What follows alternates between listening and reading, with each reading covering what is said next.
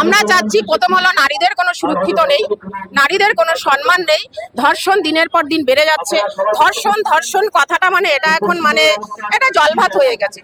ধর্ষণ বলতে এখন মেয়েদের ধর্ষণ সকাল হলেই পেপার খুললে ধর্ষণ। ছোট ছোট বাচ্চারা যদি মাকে প্রশ্ন করে ধর্ষণ মানে কি, আমরা উত্তর দিতে পারবো না ধর্ষণ মানে কি। সরকার পাল্টাতে হবে, মানে সরকার চাচ্ছি আমরা এবার প্রাণ ভর করে আমরা এবার মোদিজিকে চাচ্ছি আমাদের বাংলায় বিজেপি সরকার গঠন হোক।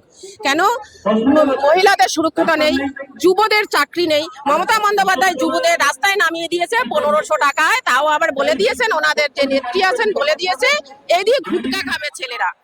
তাহলে মমতা বন্দ্যোপাধ্যায় 1500 টাকা দিয়ে রাস্তায় নামিয়ে দিয়েছে। মা বাবা কত টাকা খরচা করে পড়াশোনা করিয়েছি আমরা সন্তানদের, তার জন্য কোনো শিল্প নাই বাংলায়। তাহলে 15 বছর ধরে তাহলে উনি সিঙ্গুরটাকে কেন উনি শিল্প করলো না?